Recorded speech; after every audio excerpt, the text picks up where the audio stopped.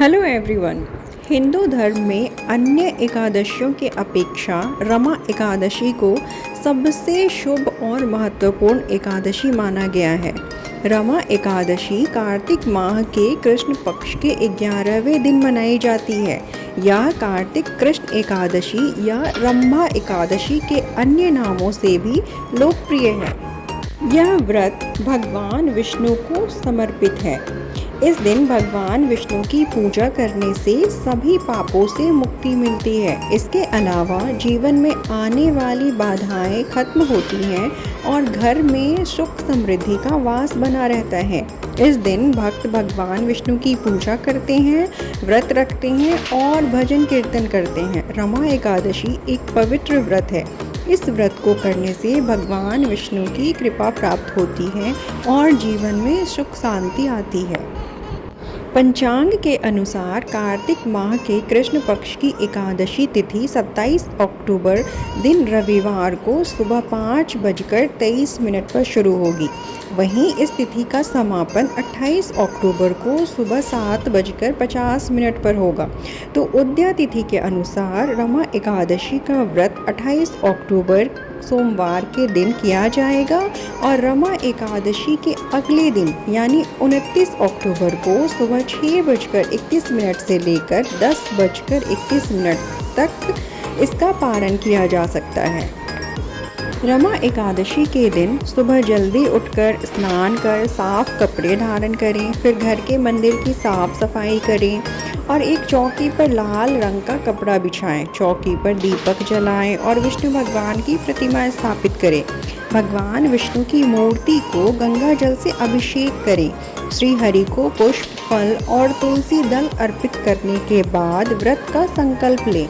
अंत में आरती करके भोग लगाएं और पूजा का समापन करें। पूजा खत्म होने के बाद गरीबों और ज़रूरतमंदों को अन्न और प्रसाद वितरित करें।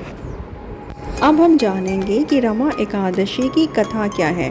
तो रमा एकादशी की कथा राजा मुचुकुंद से जुड़ी है। राजा मुचुकुंद एक बहुत ही धार्मिक राजा थे। उन्होंने अपने पूरे राज्य में एकादशी का व्रत रखने का आदेश दिया था। उनके राज्य में सभी लोग एकादशी का व्रत करते थे। एक बार राजा के पुत्र शोभन की मृत्यु हो गई। उनकी पत्नी चंद्रभागा ने अपने पति के शरीर को दाह संस्कार के लिए तैयार किया, लेकिन जब वह शव को अग्नि में डालने जा रही थी तो उसने सोचा कि अगर वह भी अपने पति के साथ चली जाएगी तो उसे मोक्ष मिल जाएगा। इसलिए उसने भी अग्नि में कूदने का निश्चय कर लिया। तभी एक ब्राह्मण ने उसे रोककर एकादशी व्रत का महत्व बताया। ब्राह्मण ने कहा कि अगर वह एकादशी का व्रत करेगी तो उसे मोक्ष मिल जाएगा। चंद्रभागा ने ब्राह्मण की बात मान ली और एकादशी का व्रत करना शुरू कर दिया। कुछ समय बाद उसे स्वप्न में भगवान विष्णु दर्शन हुए और उन्होंने उसे वरदान दिया कि वह अपने पति के साथ स्वर्ग में जाएगी।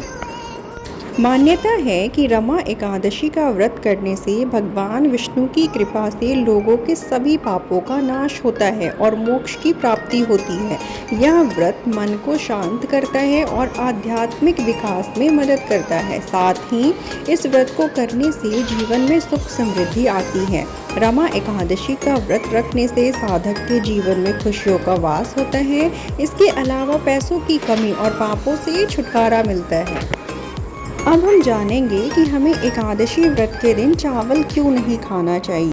शास्त्रों में कहा गया है कि एकादशी के दिन चावल का सेवन नहीं करना चाहिए। खासकर जिस घर में एकादशी के निमित्त व्रत रखा जा रहा है वहाँ तो चावल बिल्कुल नहीं खाना चाहिए। इसके पीछे दरअसल एक मान्यता है।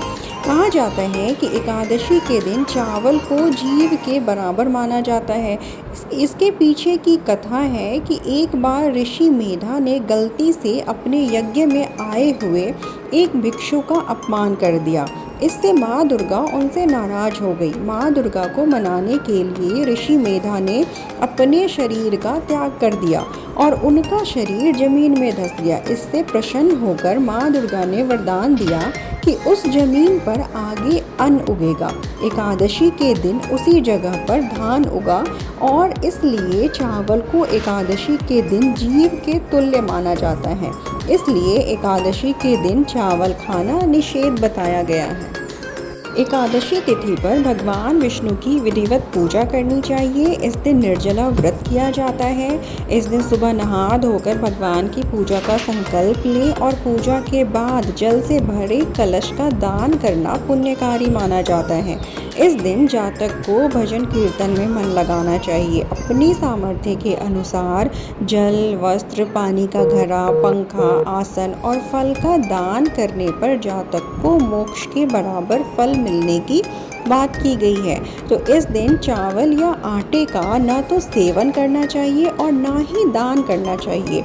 आप इस दिन तुलसी की पूजा कर सकती हैं और तुलसी की परिक्रमा करनी चाहिए।